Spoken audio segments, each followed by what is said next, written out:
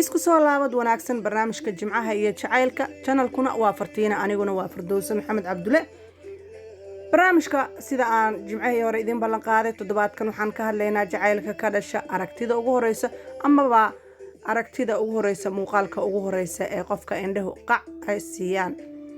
balse marka hore aan idin guud maro jacayl guuleystay oo dhawaan ka dhacay magaalada Jigjiga.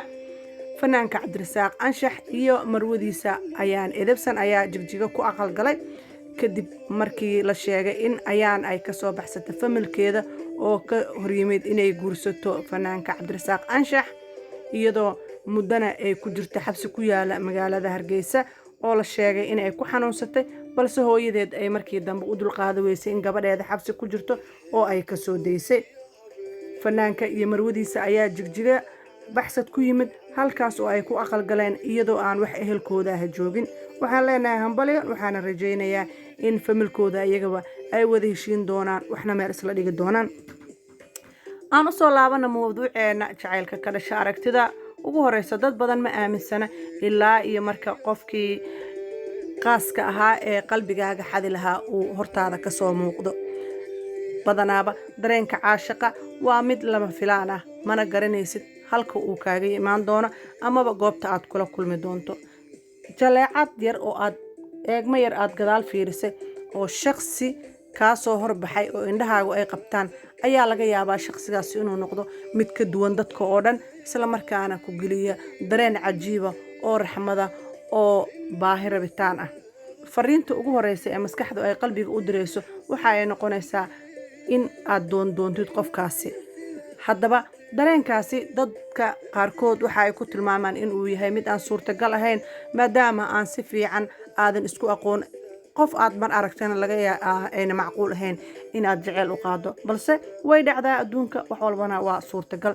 jacaylka aragtida ugu horeysana waxaa la arkaa dad badan oo qaarkood ku guuleysta inkastoo aragtidaas kaliya aanay ku filnayn balse ay u baahan tahay si ambaqaad iyo qofka aad jacaylka u qaaday inuu asagana ka aqbalo kulana qaado isla markaana fariinta qalbigaaga uu dirayo kala gudooma. balse jacaylku sidiisaba waxaa ka xoog badan mar walba calafka ayaana hogaamiya oo go'aamiya waxa markaasi xigi doona.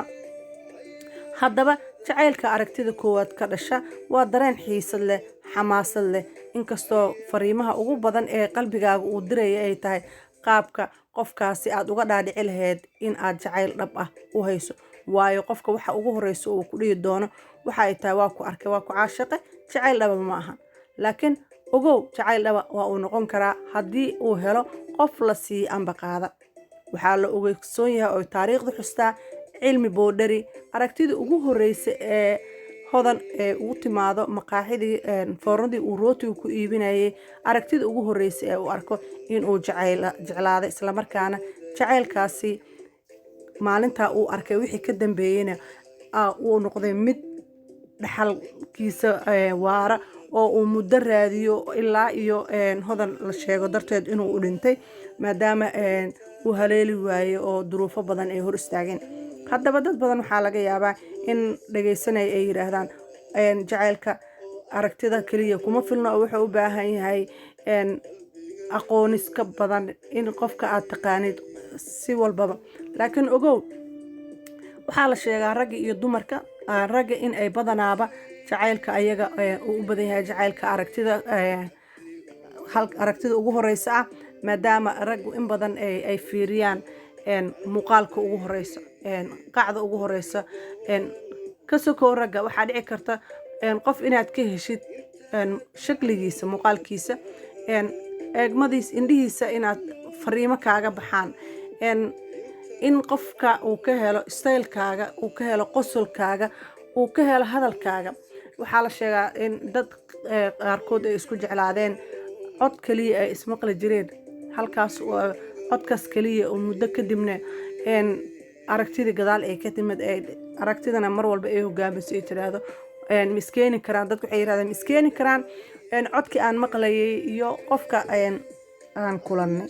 haddana adduunka casri ayuu heer casri ayaa la marayaa waxaa la adeegsadaa social media waxaa laga yaabaa dad badan oo aanay is aqoon balse ay is arkaan sawirradooda is arkaan ay halkaas ku sheekaysteen halkaasna uu jacayl ka dhasho.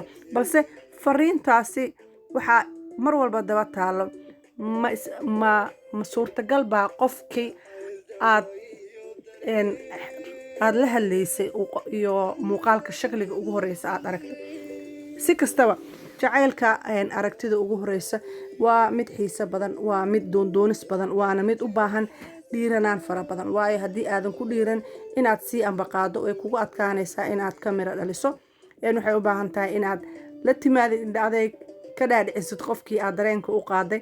nasiibkaaga adiga isaga ayaa go'aaminaya in qofkaas uu ku ogolaado, uu yiraahdo waa dhab qofkani wax waan kula qabanaya. laakiin haddii lagugu saariyana hadda nasiibka waayo, maxay ahayd mar walba jacayl waxaad usoo joogaysaa in lagu aqbalo, in lagu diido. waayo waxaad u baahatay ma aha shay suuqa yaallo ee aad soo gadan karto. waxaad u baahatay qalbi qof kale uu leeyahay. laga yaabay qofkaas qalbigiisa in qof kale uu ku dhex nool yahay, adiguna aana booskaaga banaaneen.